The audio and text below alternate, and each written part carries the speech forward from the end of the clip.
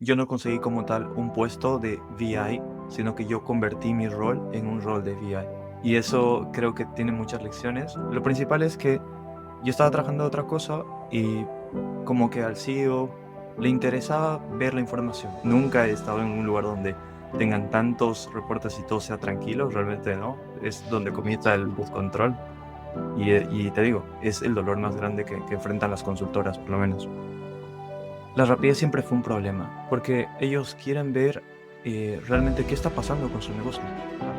Tengo una nueva fuente, quiero ver si está funcionando, no sé, mi web, o si mi aplicación está convirtiendo, o si hay registros. Si tú haces un esfuerzo inmenso en el dashboard, user experience, todo bonito, te dicen, este número no está bien, se te acaba. La desconfianza total.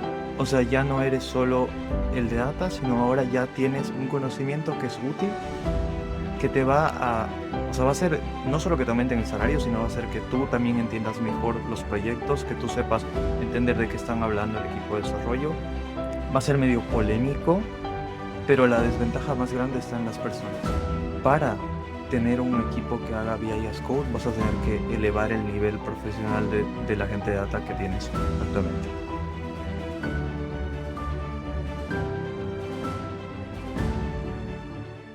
Muy buenos días a todos, tardes, noches, en el momento que lo estés viendo.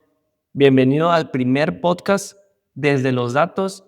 Voy a estar entrevistando a personas expertas en el rubro, relacionadas con el software, con datos y con experiencias. Por eso traigo esto acá con ustedes. Vamos a hablar de BIS Code, Business Intelligence como código.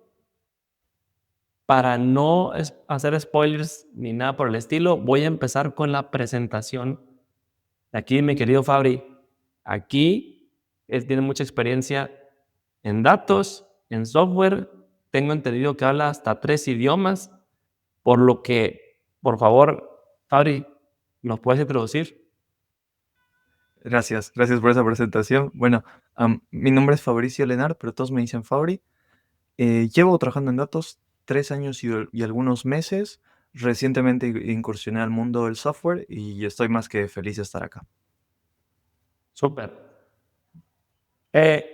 Yo quiero saber cómo fue que llegaste a los datos. Ok. am, es muy interesante porque yo estaba como en el final de mi carrera, casi en el cuarto año, y lo que pasó es que dije, pues tengo que especializarme en algo, enfocarme en algo en específico. Estuve buscando cursos y así. Llegué a toparme con un curso de Argentina muy, muy bueno, donde era un programa, pues todo esto es antes del boom de los bootcamps y así, de 6 meses, un programa intensivo, y básicamente te enseñaban que todas las herramientas que tú necesitabas para un trabajo en datos en ese momento. ¿Ok? Entonces, haz de cuenta que me inscribí al curso, lo terminé y había una bolsa de trabajo, así la gente que terminaba y tenía estas habilidades podía conseguir un trabajo con lo que había aprendido. Ese era el propósito. Va, Y bueno, súper. Ahí, lo que a mí me han preguntado en particular de cómo entrar al mundo de los datos, cómo conseguir el primer trabajo, lo que acabas de decir es como una receta de sí, cómo entrar. Así que espero que después del podcast la gente te empiece a preguntar qué hiciste, cómo se llama el bootcamp. con Estaría gusto. buenísimo, porque sí, en serio es un dolor bien fuerte que yo he visto en particular y que yo en su momento también lo viví. Ujú. Pero bueno, respecto a cómo fue tu primer trabajo, pero en Business Intelligence, o sea, lo que es el BI. ¿Qué fue tu primer trabajo, tu experiencia? Platícame un poco más. Pues es bien curioso porque yo no conseguí como tal un puesto de VI, sino que yo convertí mi rol en un rol de VI. Ok, Y, ok, va. y eso creo que tiene muchas lecciones. Lo principal es que yo estaba trabajando de otra cosa y como que al CEO le interesaba ver la información. Había cosas que él no podía ver y yo le sugerí, oye, podemos conectarnos con esta herramienta a tu ERP y empezar a visualizar la información de distintas sedes que tenía, que una sede en Colombia, que una sede en varios países, ¿no? Ok. Le interesó, comenzamos a tener el como mix, imagínate, cada semana, fines de semana, 30 minutos, 40 minutos, y así, poco a poco, mi rol fue evolucionando y dentro de unos meses ya pasé a hacer solo eso. Entonces, esa fue la forma en la que yo como mudé, digamos, el perfil. Ok, o sea, qué curioso. O sea, tú terminaste, o sea, como consolidándote de la misma curiosidad y de la misma naturaleza. Dijiste, ah, mira, ahora te vas a dedicar a esto porque le sabes, Sí, le mueves. Va, mira, interesante. Y aquí me pregunto, ¿qué herramientas son las que utilizabas o qué hacías en el día a día? Así como más operativo, ¿qué es lo que hacías? Ya que estabas mucho más pico en ese como rol. pues acá entra el odiado Excel, porque Ok, básicamente todos los CEOs tienen un Excel, es inevitable que tengan un Excel, y es lo que conocen y está bien. Y entonces empezamos con eso y luego agarramos sus Excels y los cruzamos con la información del ERP y así más fuentes cada vez. Pero lo genial fue que todo lo que yo había aprendido meses atrás lo pude usar en este nuevo trabajo, porque le dije, oye, ahora podemos utilizar tal vez Python, que es más rápido y voy a poder resolver todo esto que tú quieres de una mejor manera. Lo empecé a utilizar. Ahora podemos hacer queries a la base de datos, que ellos, el sistema que ellos tenían era algo desarrollado in-house, entonces sí tenían una base de datos propia ok. y empecé a aplicar SQL. Y así, poco a poco empecé a meter herramientas de visualización, recuerdo que fue con Power BI, pero fue eso, o sea, literal, el stack de herramientas clásico fue el que me dio mi primer trabajo, te podría decir. Ok, oye, pero todavía me queda la duda ahí o sea, del Excel. O sea, Ujú. el momento como clave de inflexión que vamos a pasar de A a B. O sea, con el momento de tu superior, ¿cómo fue esa transición? O sea, de convencerlo, sabes que es con esta herramienta porque te da X, Y, Z. Pues ahí hay que ser muy comunicativos y eso es parte también del perfil profesional de decirle, creo que esto no es lo óptimo para lo que estás usando porque cada Ujú. vez voy a tener que ir a leer la misma ruta, el mismo path, si lo mueves se va a romper y así. Y fue desarrollar esa confianza con él y me dijo, entonces, ¿cuál sería como la opción B? Dije, mira, podemos usar esto y lo armamos de esta forma. ¿Le gustó? Me dio el ok y dejamos de lado eso y pasamos ya, digamos, a tener algo más profesional, si quieres llamarlo. No, claro, buenísimo. Mira, eso es súper, súper bueno y es normal porque al momento de entrar a un trabajo, se trabaja de cierta forma y ha funcionado de cierta forma y los errores o los malos hábitos se terminan Sí, eh, volviendo parte de uno mismo y no quieres moverte por tu zona de confort.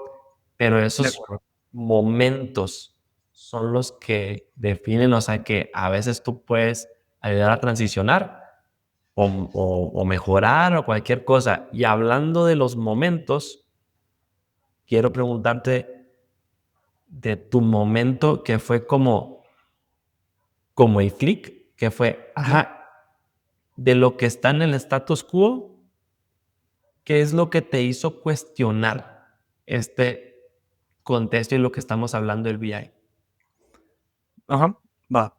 Yo acabo de citar esta frase que es que ningún problema puede ser resuelto desde el mismo nivel de conciencia que se creó. Entonces, lo que trato de decir es, yo tuve que comparar mi marco de trabajo, las cosas que yo hacía, con cómo se trabajaba en otro área, en otro sector, en este caso en el software. Y al momento de yo comparar, me di cuenta de que había cosas muy buenas de este lado que se podían implementar a lo que yo hacía, a mi día a día. Entonces ahí dije, oye, creo que lo que estoy haciendo tal vez no es lo adecuado, o sea, tengo una forma de hacer A, B, C, y ellos también hacen A, B y C, pero le agregan múltiples cosas, ¿no? Que estarían geniales de tenerlas. Y ahí fue cuando empecé a decir, oye, quiero profundizar más en esto, quiero ver qué paradigmas hay, si hay alguien que también esté lidiando con esto. Y así fue. O sea, de hecho te podría decir, el software me ayudó mucho a mudar mi perfil, ¿no? Fue algo muy interesante. Oye, pero ahí, o sea, Mm. cuando dices eso que el software te ayudó, ahí en ese momento ya sabías de software, No, o sea, en principiante, nivel intermedio, o era curiosidad de que viste por research y que, sabes que por aquí puede ir, por aquí no. Pues la gente de datos tiende a no ser, digamos, programadores o ingenieros de software. Normalmente es un perfil un poco más orientado al negocio. Sí. Entonces, yo cuando comencé a buscar, pues, comunidades de software y así, empecé a ver cómo trabajaban ellos los proyectos, ¿no? Y era un nivel inicial, súper inicial. Y tenían cosas como testeos, tenían despliegues, tenían trabajo colaborativo, cosas que yo no tenía en un trabajo real, te digo. Entonces, ahí fue cuando dije, oye, me interesa esto, empecé a hacer proyectos yo también y me anoté la carrera. Entonces fue eso, o sea, fue solo empezar a ver proyectos de compañeros, de amigos, de ver cómo ellos trabajaban, 3 4 personas sobre un mismo proyecto. Eso fue algo que hizo clic en mi cabeza, y Ajá. hizo que yo cuestione la forma tradicional de trabajar esto. Y ahí, cuando te refieres a tus compañeros, ¿eso era compañeros tanto de trabajo como externos de la comunidad o solo de trabajo que tú llegaste y dijiste, hey, ¿qué estás haciendo? ¿Cómo le haces? ¿O fue que de un proyecto en particular de trabajo que tú como BI y alguien de software terminaron empatando y que tú dijiste, ¿qué estás haciendo? No, de hecho, en software yo lo que hice fue meterme por comunidades de Discord. Entonces eso es algo que me gustó mucho, que Ok. yo entré con una duda así puntual de, oye, tengo una PC vieja, ¿qué puedo hacer? Ah, instálale Linux. Ah, ok, genial, cool. Y luego, oye, ¿y qué están haciendo? Estamos haciendo una aplicación. Va, ¿de qué trata tu aplicación? Y así. Entonces, no fue un trabajo, sino fueron amigos que fui haciendo en comunidades de varios lenguajes de programación.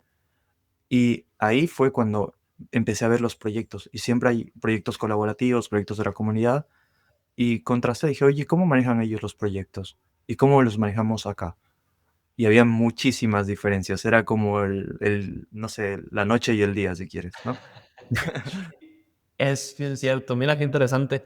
O sea, y tu misma curiosidad y incluso también algo como que quiero también externar aquí ante la comunidad es que uno también suele ser curioso de forma individual, como siendo en la computadora, que estás tú en el monitor y estás casi casi hablando en bits. Algunos tienden a pecar a hacerlo absolutamente todo solo. Sí. Cuando es con la comunidad y te apoyas de los demás, creces mucho más. Claro, no todos están dispuestos a ayudar. Eso también hay que entender. Pero esa misma curiosidad y también, llamémosla suerte, que Mm. terminaste que cuando preguntaste qué es esta aplicación, te terminaron contestando de cierta forma y eso fue. Pero va, para no desviarnos Bien. del tema un poquito quiero llegar a platicar un poco más del BI tradicional antes de hablar de lo que es el BI as Code. O sea, como ¿cuál es el stack tradicional del BI en general? O sea, ¿qué es lo que tú, con tu experiencia y hoy en día, qué es lo que ves? Pues, fíjate que la mayoría de ofertas, digamos, independientemente del rol de datos que vayas a tomar, casi que tienen una misma base. O sea, como lenguaje de programación te diría Python, después es indispensable que sepas SQL.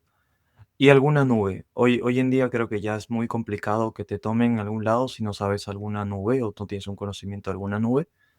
Y una herramienta de visualización. Las más populares pues son Power BI y Tableau, no son como que las que lideran.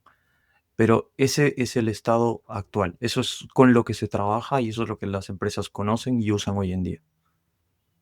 Ok, claro. Sí, Tableau y Power BI me han tocado Ujú. muchísimo. Casi, casi si hay otra herramienta, por decir ClickView o Looker, la gente dice, ¿qué estás usando? O sea, Sí. por qué lo terminas convirtiendo en parte de tu stack? Ahora, ¿qué? En modo operativo, o sea, como del dashboard, ¿qué problemas reales enfrentabas? O sea, de puntos de dolor. Yo creo que la rapidez siempre ha sido un problema.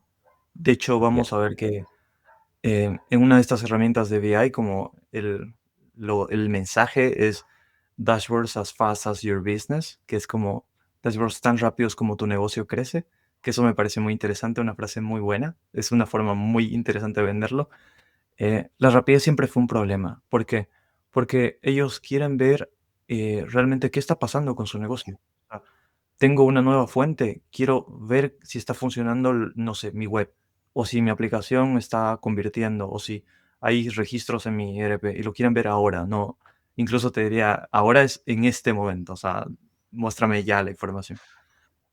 Y eso era un lío, ¿por qué? Porque las herramientas que acabamos de mencionar no están pensadas para un trabajo de 3 4 personas sobre un mismo reporte, es normalmente una sola persona, un proyecto, y eso hace que, pues, sea muy pesado. La única forma de escalarlo es que esta persona dedique más horas y, pues, no se hace realmente un buen manejo del tiempo, si quieres, porque para finalizar un proyecto te puede tomar 2 semanas, 3 semanas, dependiendo del nivel de seniority y otras cosas, pero la velocidad siempre ha sido un dolor enorme. Y otra cosa es el tema de los testeos, ¿no? Que no se meten testeos. O sea, lamentablemente en el estado actual no hay testeo de nada y vamos a ver que con VI as Code eso cambia radicalmente. Claro, sí, o sea, ya en modo software ahí estás comentando, pero Ujú, el modo, quiero como hacerme un deep dive en ujú. la rapidez. También me ha tocado que me piden, lo quiero en tiempo real. Sí. Y termina siendo que como uno de software y datos, dice tiempo real es streaming. Ya estás en Ujú. real time o near real time y ya estás luego pensando en eso. Y no es cierto, simplemente ocupan la actualización en el momento preciso que ellos necesitan darle clic, que esté la información actualizada. Esa, y eso es lo que quiero platicar, o sea, como en cuestión de funcionalidad la limitación del lado de stakeholder, ¿por qué pasa eso? O sea, ¿o por qué crees que pasa ese tipo de situaciones que hacen que se vea muy palpable?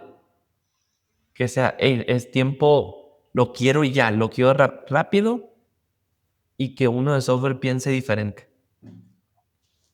Yo creo que ahí hay un gap gigante por el tema de que hablamos diferentes idiomas. O sea, el de negocio le interesa una cosa, tiene un dolor específico. Y normalmente a la persona de software le interesa que el lenguaje, que no sé qué, que armarlo todo bonito. Y hay un punto ahí medio, que es una persona que es como, en este caso podría ser yo, alguien que, digamos, entiende el negocio, pero también entiende el otro lado, que básicamente es entender qué quiere la persona y por qué lo quiere así y cómo lo traduzco esto en herramientas, en stack, en funcionalidades, en cosas.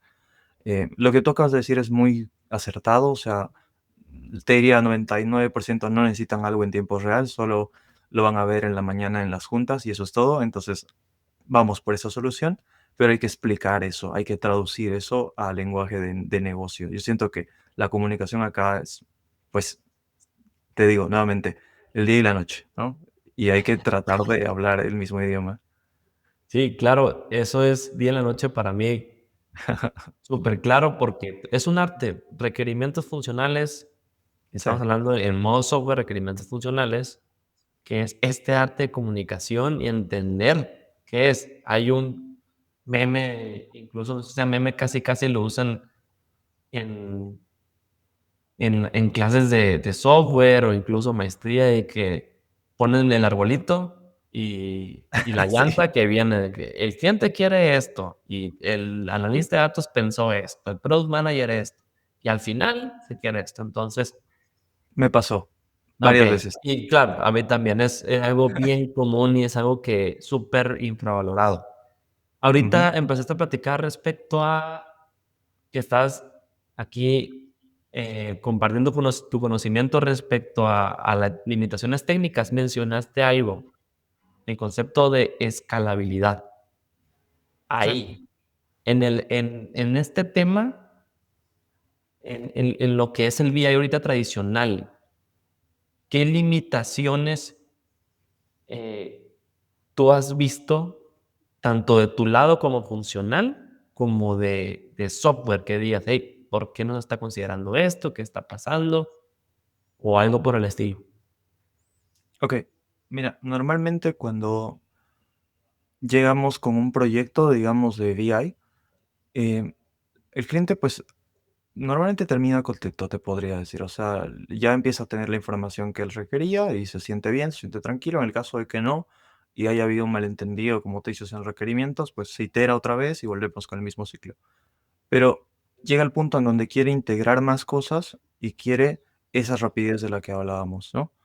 Y se le tiene que explicar que con lo que tenemos ahora, que con el personal que tenemos ahora y la herramienta que tenemos ahora, no podemos terminarte un proyecto en 3 días o en 4 días.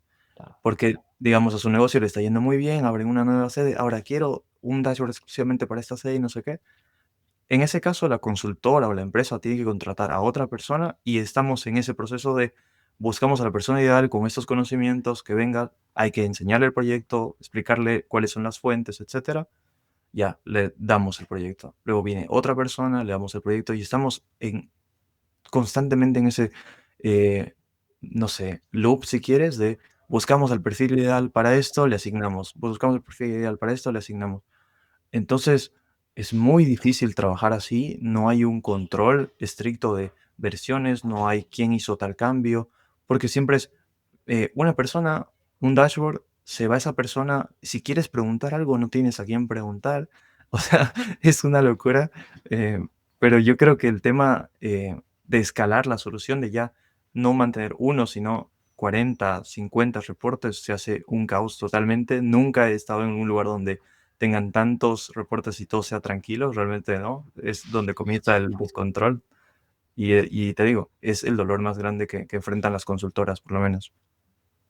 Claro, ahí, sabes que algo bien interesante que comentaste de encontrar la persona correcta para hacer esto Sí, y todo este proceso de encontrar para que encaje perfectamente en tu ecosistema es un tema que yo en su momento lo leí, que es el libro de Mythical Man Month, ujú, que para mí, creo que el chapter 1 o el capítulo 1 y 2 con eso tienes que es entre más personas metas a un proyecto grande o un proyecto se vuelve mucho más complicado porque imagínate, es un proyecto bien grande, metes a otra persona según experta, pero tiene que entender qué es, cómo se hace, cuándo lo hacen, por qué lo hacen, sí, y pierde exacto. más tiempo. Resulta ser que no llega con el tiempo correspondiente, no termina de entender rápido, meten a otra persona, y meten a otra persona, y así te vas. Es un tema de fricciones de stakeholders, como lo comentabas, es un tema de mantenimiento, de la técnica. Yo quiero ahora, como para que aquí los que van a ver el podcast es que tenga, o sea, ¿tienes una historia en específico o una historia relacionada que tú sepas de un proyecto difícil en el que como que engloba todo esto del BI tradicional que viste como end-to-end? Sí, tengo varias, tipo, si quieres, malas experiencias, Sí, sí, sí, es pero eso, o sea, como para entender muy bien el por qué el BI Code. claro, ok. No es que sean malas experiencias, yo diría que son lecciones, pero son cosas que no están bajo control nuestro, son cosas con las que por el ecosistema, las herramientas que usamos, independientemente de la persona, van a ocurrir estos problemas y siempre va a ser así.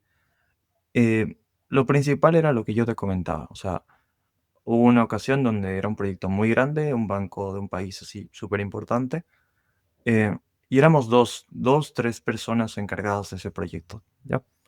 Em, y obviamente, cuando trabajas con gente a ese nivel, o sea, empresas top o donde tienes más de 100 personas en un área, todo se hace muy burocrático y ellos querían rapidez. Y estas dos cosas no se compaginan bien, ¿ok?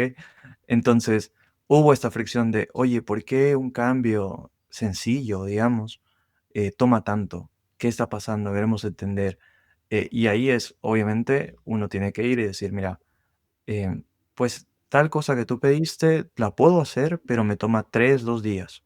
Y explicar y decir por qué y justificar y meterte a una mí y decirle, es que tengo que hacer esto, esto, esto, esto. ¿Ok?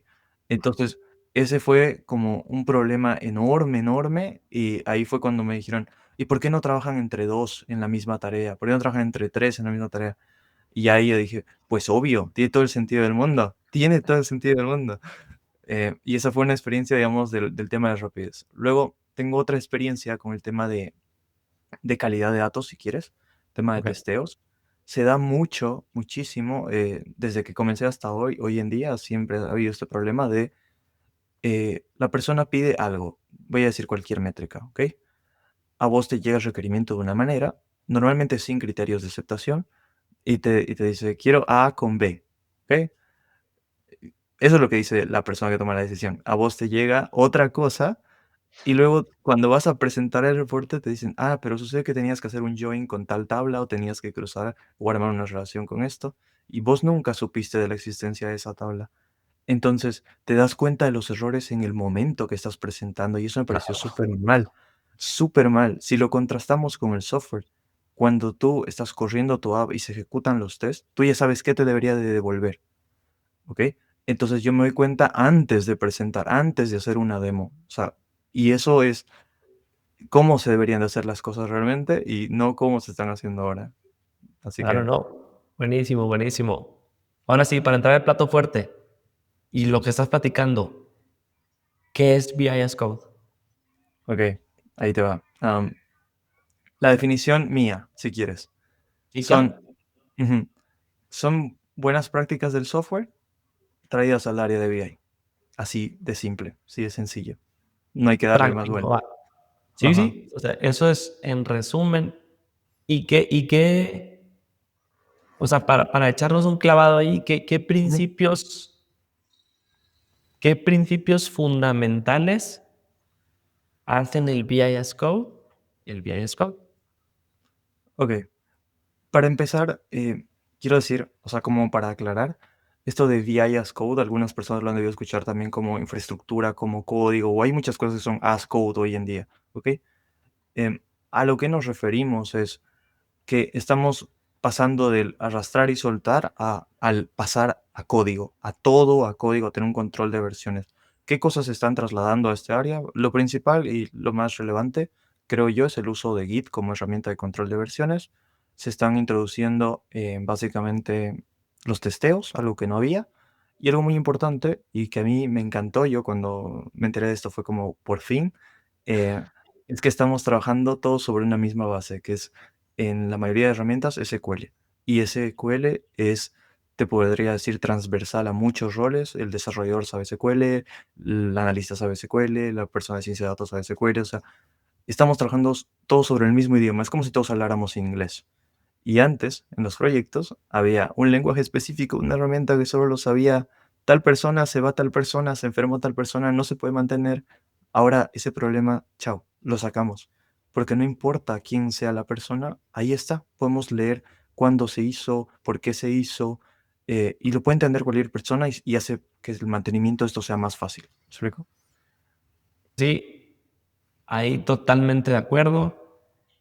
Es el mundo ideal que deberíamos de llegar Sí, para sí, sí. evitar este tipo de problemas, tanto de rapidez como de software, como de tiempos de entrega, y así nos podemos ir.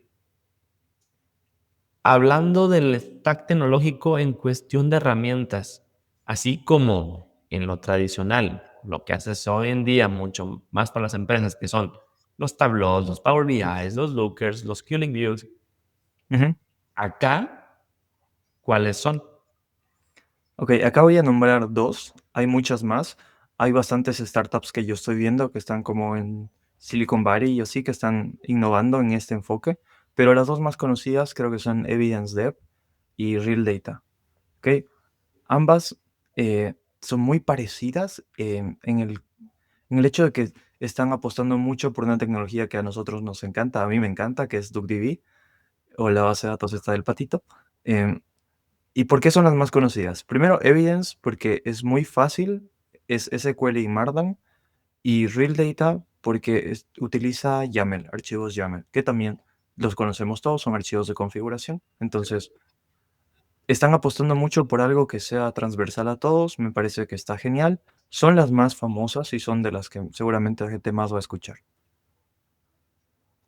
Va, y ahí cuando comentas del YAML, o sea, güey, Ujú. no sé exactamente cómo se pronuncia, pero sí. O Sí. algunos he visto también que se pone como YML nada más.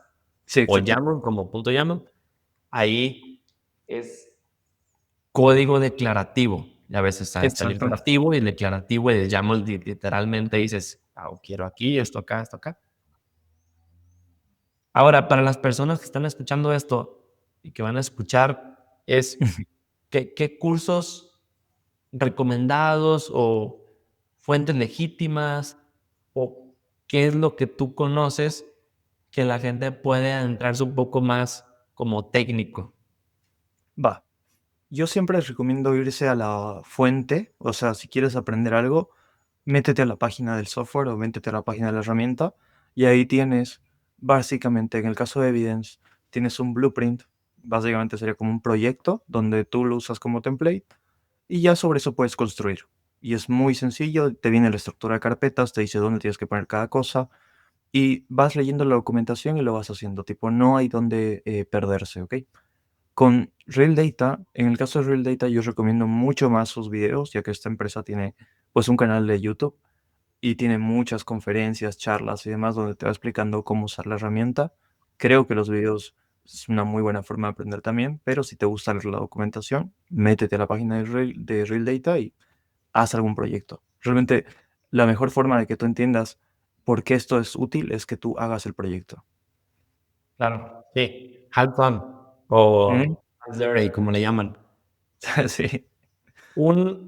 Ahora, un caso, más bien, no como un caso real, sino, o en dado caso que exista, tanto en tu experiencia o como en las mismas plataformas estas que comentas, que haya resuelto, o sea, con el VS Code de lo tradicional a esto, o sea, teníamos A, planteamos B, conseguimos C.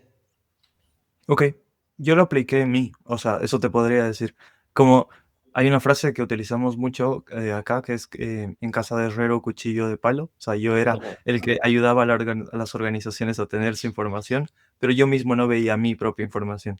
Entonces, quiero ver, o sea, la intención era, quiero ver la información mía de mis posteos en LinkedIn, de X, de YouTube, de las redes sociales que utilizo, ¿no? Un día me puse así como una noche, me agarró la locura y armé 3 pipelines y utilicé VS Code para mostrar todo eso. O sea, la información de mis posteos, de mi canal y de mis tweets, si quieres. Lo apliqué, lo tengo ahí, la primera versión la tengo como que para que la gente pueda acceder y verla. Y tengo otra versión más completa donde ya está toda la info de redes sociales utilizando VS Code. Fue una locura, a mí me encantó hacer ese proyecto porque lo comparé con lo que tenía antes o con lo que haría para una empresa y dije, no, esto es hermoso. O sea, en cuánto, 3 horas, 4 horas terminé ese proyecto, los pipelines, está todo automatizado, ya el deploy fue así, o sea, fue como muy rápido. Y lo mejor de todo es que tengo control de versiones. Si algo se rompe, si algo no funciona, yo puedo, digamos que mañana mi dashboard deja funcionar. Vuelvo a la versión anterior, muestro esa versión y listo, no hay ningún problema. Entonces, Y ahí cuando comentas esto de rapidez y más hablando del software, el tema de testing, de CI/CD, de ujú, versionamiento, ahí, como en términos planos, probablemente las personas que están viendo el podcast no entiendan así como que muy técnico qué significa, pero como intentando poner como en plain English, como le llaman, o en términos planos, sí, el testeo, el CI/CD, el versionamiento en esto del VS Code, cómo se ve o cómo en alto nivel, no lo vamos a tirar a poner aquí a tirar código, pero cómo se vería. ok.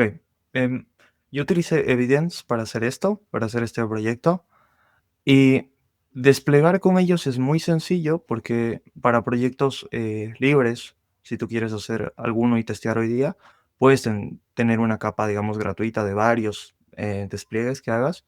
Sencillamente es en lenguaje muy, muy básico, ¿ok? Tienes tus archivos del dashboard, todo lo que utilizas para hacer las gráficas, las queries, lo que sea. Lo tienes que subir a un repositorio, que imaginemos que sea un lugar donde, en la nube donde viven esos archivos, y vinculas Evidence Cloud. a ese repositorio. Entonces, Ok. de esa forma, cualquier nuevo cambio que ingrese a esa ruta, a ese repositorio, se va a ver, ya sin que tú hagas nada, en la URL que tienes desplegada, ¿no? Es eso. Y el versionamiento, que es algo que no teníamos, no es más que decir qué hice durante ese día. Entonces yo, por ejemplo, pipelines terminados, versión uno tal, tal, y le puse un tag. Listo. Y eso es todo. Si mañana me toca agregar nuevas cosas o necesito colaboración o lo que sea, múltiples personas pueden ayudarme a trabajar sobre el mismo reporte y puedo saber qué hicieron, cómo lo hicieron, por qué lo hicieron. Si algo se rompió, no es para señalar a la persona, pero sé quién rompió, güey. Entonces, claro, es genial eso. Oye, pero ya está, está la herramienta, ¿no? Si, ¿quién hizo esto? O sea, aquí está. Sí, No es una exacto. buena práctica como señalar, pero también me han tocado casos así de Sí, casi de comedia que son, oye, ¿quién lo hizo? Mira, aquí está el el commit. commit, el ID, Sí. y aquí está la persona y así pasa. Ujú. Antes de como hablar un poco más de cómo aprendiste todo esto, o sea, como en forma general, ¿cómo, a ver, cómo lo planteo? O sea, en alto nivel parece muy bueno y que todos deberíamos usar VS Code. Sí. Pero, ¿qué ventajas y desventajas reales ves hoy por hoy en el VS Code comparado con el VI tradicional? Ok, va a ser medio polémico, pero la desventaja más grande está en las personas. Em, Uh, para tener un equipo que haga VI as Code, vas a tener que elevar el nivel profesional de la gente de data que tienes actualmente. Em, ¿En qué? En que van a tener que aprender Git, en que van a tener que, pues, entender cómo se despliega, entender que es un repositorio, empezar a manejar un poco de código. Ni siquiera te digo mucho, porque hablamos de cosas bastante sencillas, pero empezar a entenderlas. Y hay gente hoy en día que todavía no las entiende. Entonces, creo que esto exige de nosotros un poco más de curiosidad y un poco más de decir, debo aprender esto. Creo que esa es la limitante más grande y que si quieres apostar por esto necesitas gente que entienda un poco estas cosas, pero que también entienda de BI. Entonces, si no tienes eso, va a ser muy difícil que lo puedas implementar con éxito, creo yo. Oye, y aquí me surge la duda a mí, es, o sea, es cierto, es polémico que las Ujú. personas tienen que tener una capacidad más técnica para poder desarrollar esto, Sí. pero se ha hecho por años de cierta forma que a nivel funcional, un business user que quiera entrar y picarle. Entonces aquí es la, la, la transición tanto de la empresa o los stakeholders o para invertir en las personas y que aprendan y que vean los beneficios, como que el ROI, o sea, como para Ujú. entender, sabes que si le invierto, voy a conseguir esto y no es tan palpable. Eso es lo que me surge la inquietud. O la otra es, ¿sabes qué? Imagínate, quiero hacer un reporte que tenga todo esto de acá y puedo hacerlo modo fácil, o sea, modo fácil hago un BI nada más y sé las consecuencias, pero lo necesito ya. O me espero para un reporte o tres reportes. Es como el Steep Learning Curve que te da luego súper grandes ganancias, Sí. pero ahí es a lo que voy. O sea, ¿por qué invertir? O sea, alguien como gerentes, a ver, o como stakeholder o lo que sea, es ¿por qué invertir en esto si siempre lo he hecho y consigo un reportito?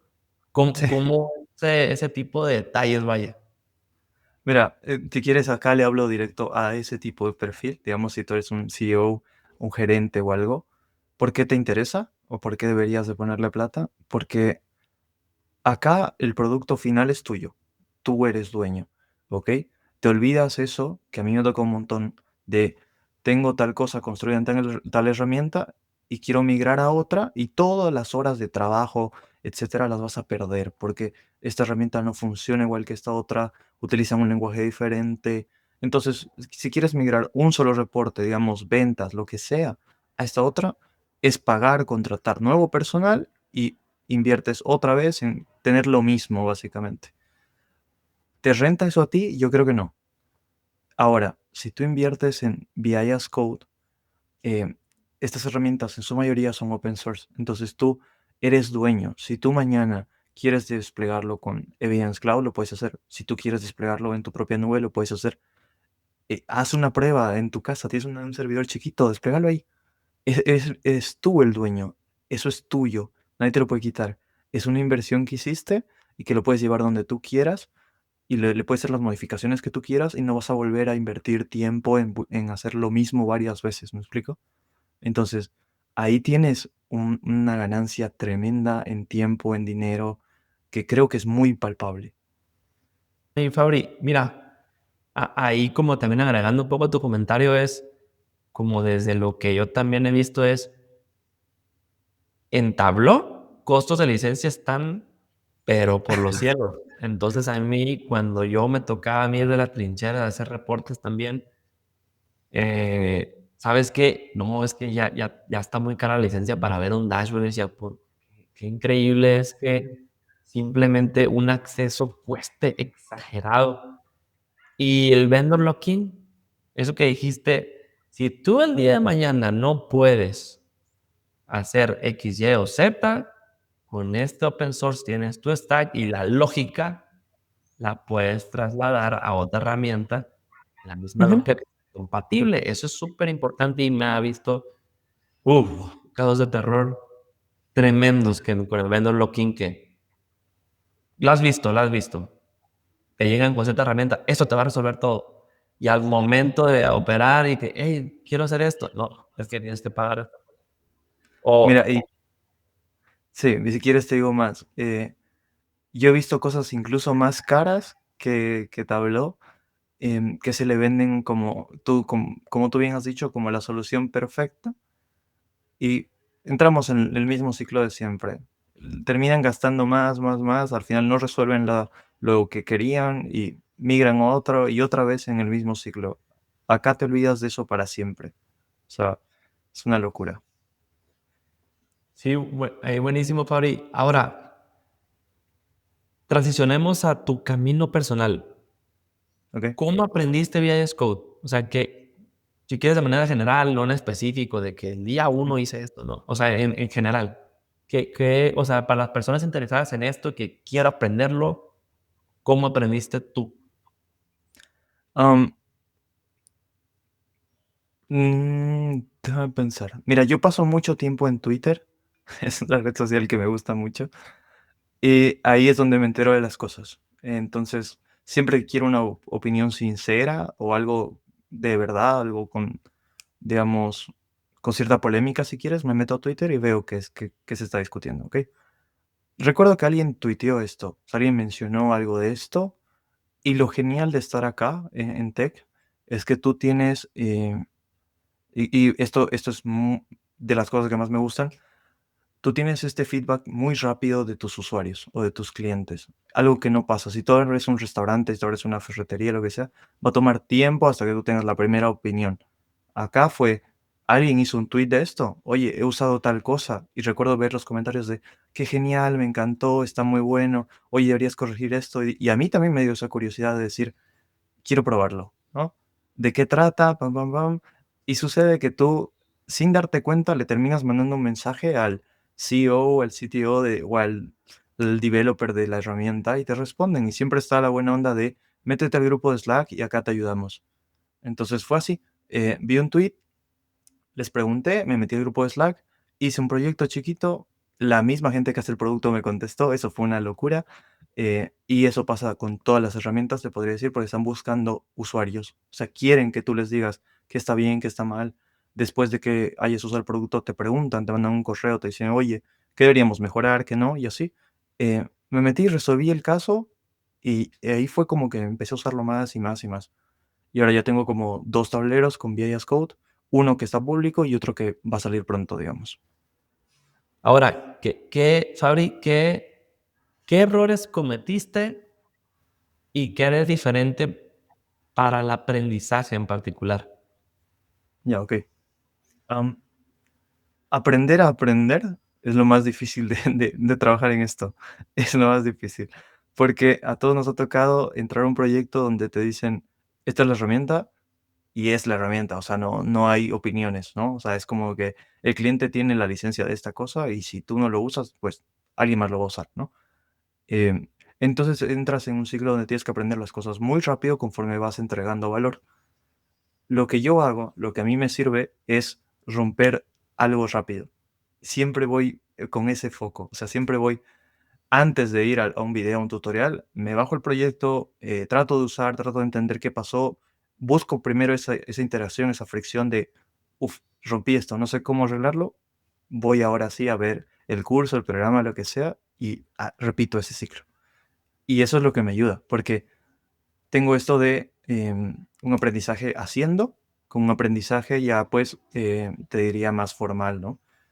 Y yo creo que el consejo que me daría es dejar de hacer tantos cursos, dejar de hacer tantos, digamos, buscar programas, formaciones y así, y crear más, hacer más, porque es lo que a mí me funciona. Tal vez si a otros no, pero es lo que a mí me funciona. Sí, es una historia que también a muchos les va a caer, que caes en ese loop, en ese como, vamos a llamarlo hell loop, o sea, el ciclaje infernal de curso, curso, curso, curso, curso, y te vas y, nos, a la hora de hands-on dices, híjole, bueno, ¿dónde empiezo?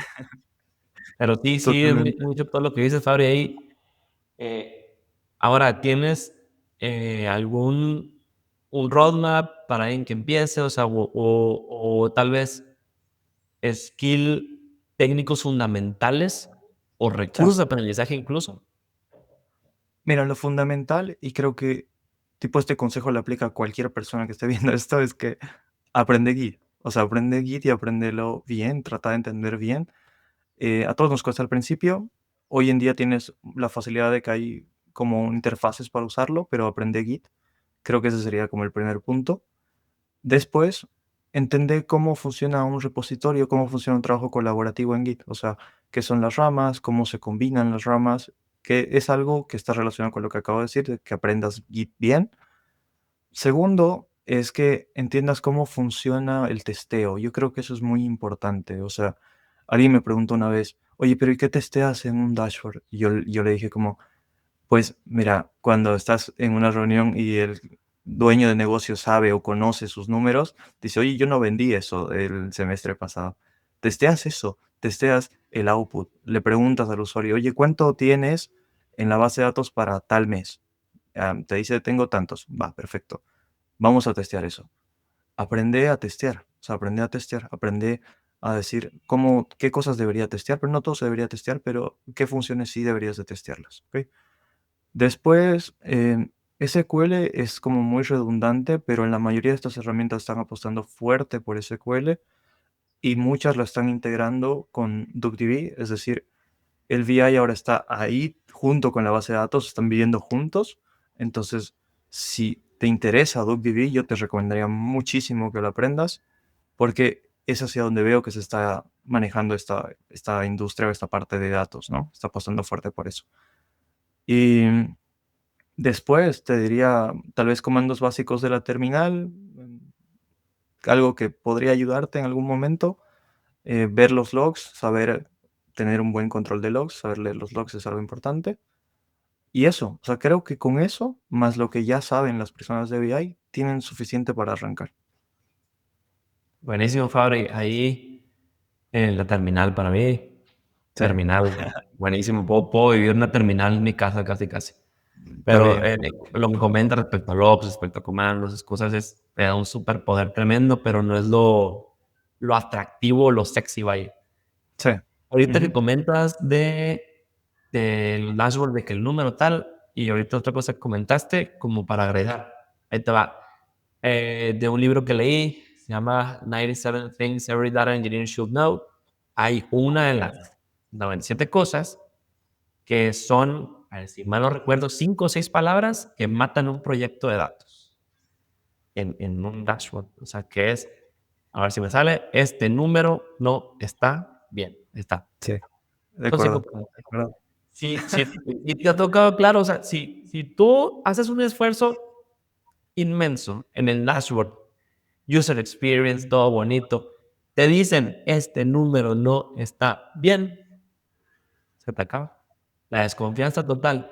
Y ahora, respecto a lo que comentaste, la buena práctica de romper algo rápido, eso, también otro libro, el DevOps Handbook que se llama Jim Kim, que hizo un librazo también de Unicorn Project, de Phoenix Project. Ahí habla de empresas grandes, Microsoft, Google, Etsy, y varios que ponen ejemplos de que en vez de, probablemente te ha tocado también, que alguien hace un git commit súper de más de 500 líneas o 1000 o 2000 líneas de cambio, tiro la producción a ver cómo te va. Entonces lo que hace es romper rápido, subirlo en poquito para que deje de romper fuerte, y entre más rápido hace el deployment en producción, mucho mejor. Y se puede trasladar también aquí en viaje. Sí, Eso es lo que de quería acuerdo. agregar. No, estoy totalmente de acuerdo. Lo de ese número no funciona o no cuadra, creo que le ha pasado a todos. No creo que haya alguien aquí no le haya pasado. Sí. Y ahí es cuando empieza a quién echamos la culpa. O sea, echamos de la culpa al que armó el pipeline, al que validó la información, al que no marcó bien la relación. Es un tema que involucra a muchas personas, también el tema del cómo se te han bajado los requerimientos, cuáles eran los criterios de aceptación, etcétera. Pero es una barrera más que ponemos, es un filtro de seguridad más que ponemos. Si pasó el test y cumplió con los criterios de aceptación, de mi lado todo está bien. A mí me bajaron que debería dar tal cosa y dio tal cosa. Entonces es como poner un filtro, un cinturón de seguridad si quieres, de decir, cumplí con lo que se me encargó, ¿no? Acá está. Y eso me parece que está muy bueno. Ahora respecto vamos a llamarlo como consejos o visión a futuro, que es analistas ahorita, o Ujú. sea, o de BI, o sea, ¿realmente deberían de aprender esto? ¿Sí? ¿No? ¿Por Sí, qué? totalmente sí. O sea, porque aunque vamos a imaginarnos el peor escenario, ¿ok? Vamos a imaginarnos el peor escenario. Digamos que nada de esto se aplica, todo se tumba, el VIS no triunfa, tu perfil creció mucho. O sea, ya no eres solo el de data, sino ahora ya tienes un conocimiento que es útil, que te va a, o sea, va a ser no solo que te aumenten el salario, sino va a hacer que tú también entiendas mejor los proyectos, que tú sepas entender de qué están hablando el equipo de desarrollo. Eso hace que tú seas mejor comunicando los errores que tienes, los problemas que estás enfrentando. Siento que ya solo por eso vale 100% la pena.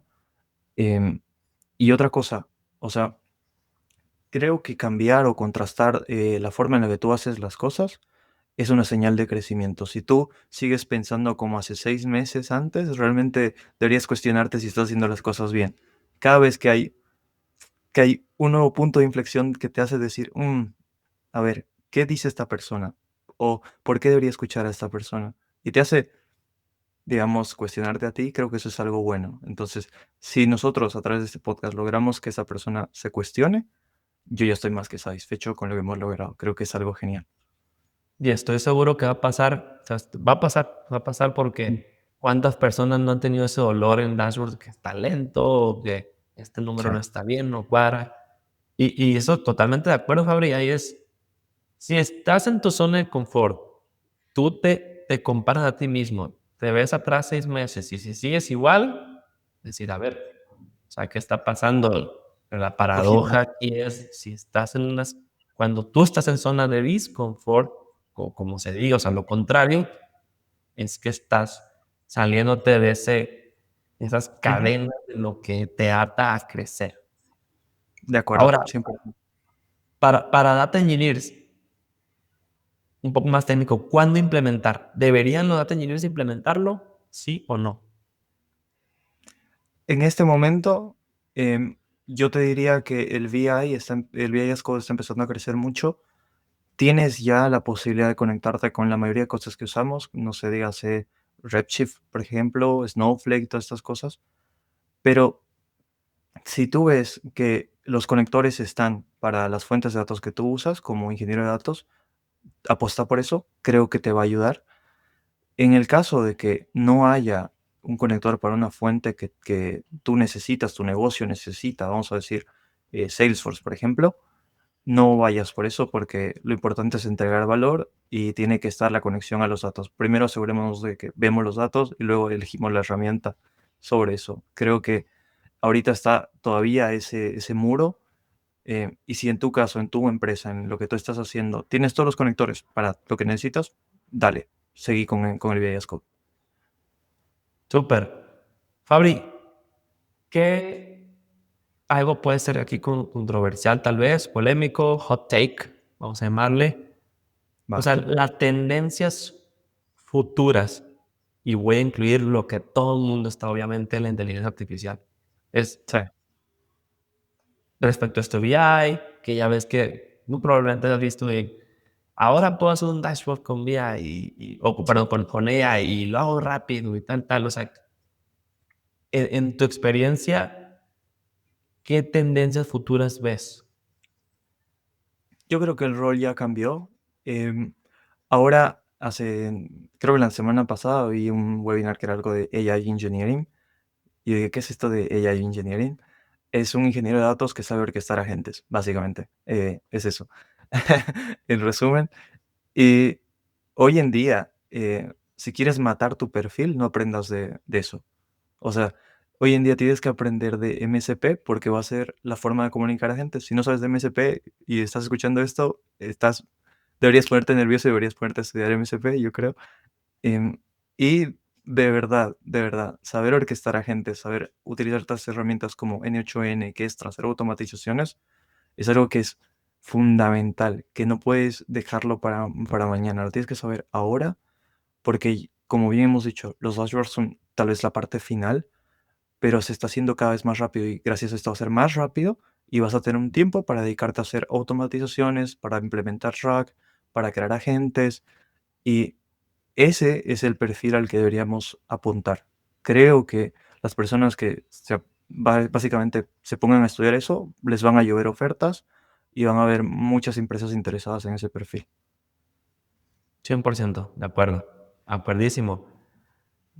Ahora sí, para cerrar, Fabri, aquí, ¿alguna última reflexión que tengas de todo lo que hemos platicado? O sea, si quieres tu 80-20 del todo englobado de que hemos platicado, ¿qué se puede llevar la persona que va a ver este video? Yo creo que la lección más importante es falla rápido. Lo he mencionado también en el tema del aprendizaje, pero también es importante que ese fallo, voy a estructurar mejor, es importante que sobre ese fallo tú mejores. O sea, si tienes un producto, una idea, un servicio, muéstralo al mundo, recibe feedback y trata de mejorar. Eso aplícalo en tu aprendizaje, eso aplícalo en tu negocio, eso aplícalo como profesional. Fallé acá, no supe comunicar bien, debí validar tal cosa, lo más rápido que puedas, porque creo que esa es la única forma de crecer. Si tú ves que em, algo no está funcionando, no tengas miedo de levantar la mano, de decir, creo o mi opinión es que tal cosa. Dilo, como profesional creo que es algo que se debería valorar mucho, nuestra sinceridad. Oye, esta herramienta no es la adecuada, aun por más de que el feedback que te den sea negativo, no, es lo que tenemos y ya, no importa. Lo dijiste, lo comunicaste y esa sinceridad se valora mucho. O sea, yo siento que tener a alguien así en tu equipo es fundamental, es clave. La lección es que iteres lo más rápido posible. El mundo hoy en día es de los que hacen eso, de los que muestran rápido y hacen rápido. Y ya, o sea, creo que es eso. Como complementando un poquito del tema de fallar, como sociedad estamos acostumbrados a no fallar, a no mostrar errores. Y Sí. el que falla es tacharlo y decirle que no. Pero casi te tachan de loco. Y voy a citar a la película esta de Mario Bros. ¿Cómo se llama esta? No me acuerdo el nombre, pero la estrellita azul. Que dice, en un mundo de locos es al cuerdo el que llaman loco. Y es el que, pues algo así es la frase. El punto es que acostúmbrate a fallar, no pasa nada, salte de esos paradigmas que pues Claro. palpablemente yo lo he visto tanto en otras personas como tú, Fabri, que el crecimiento ha sido exponencial y así seguirá. Para cerrar, ¿dónde encontrarte en redes sociales para seguirte, que las personas te sigan aquí? Ok, mira, yo voy a dejar o le voy a pasar todas mis redes sociales a Omar para que lo podamos poner acá en la descripción o algo, pero donde estoy más activo es en LinkedIn y en X. En X todos los días, todo el tiempo, siempre opiniones polémicas. No trato de agradar, digo lo que pienso y creo que eso es algo bueno. Entonces, si quieres honestidad y quieres, pues, encontrar algo que realmente sea humano y no escrito por una IA, ahí puedes encontrar algo así. Y eso es algo bueno, o sea, es algo que lo menciono hoy en día porque creo que todos tratan de quedar bien y así, y yo no soy esa clase de persona. O sea, yo si me equivoco lo acepto, pero también defiendo las cosas en las que creo que estoy en lo correcto, digamos. Así que X y LinkedIn principalmente. Y si quieres algo de cursos, tengo un canal de YouTube donde subo cursos. Me encanta hacer eso en mi tiempo libre, así que si quieres aprender DuckDB, web scraping, estas herramientas, te recomiendo mucho mi canal también. Claro, y el último que he visto, creo, si mal no recuerdo, tanto web scraping como Orquestra, es lo que he visto Sí. últimamente, Ujú. que es lo que prácticamente uno se va por lo fácil, pero eso es romper lo bueno, pero buenísimo, Fabri. Mira, no me queda nada más que agradecerte el tiempo valioso que me diste y sobre todo que vas a aportar aquí y que vamos a aportar la comunidad. A todos los que están viendo este video, los invito a comentar, a contactarnos si quieren una continuación de esto o algo más relacionado. Yo voy a entrevistar a ciertas personas, pero aquí mi compañero Fabri, que tiene muchísima experiencia, podemos seguir haciendo este tipo de podcast, por lo que por favor dejen su comentario, correo, como te plazca, como sea más fácil. Así que no me queda también agradecerles a ustedes que se quedaron aquí hasta el final, si te quedaste hasta el final, buenísimo, porque estoy seguro que aprendiste muchísimo y todos aprendemos muchísimo. Muchas gracias a todos, muchas gracias Fabri, A ti. y espero que este podcast de los datos siga funcionando muchísimo más. Muchas gracias, Gracias. ahí nos Adiós. estamos viendo. Chao, Chao, chao. chao.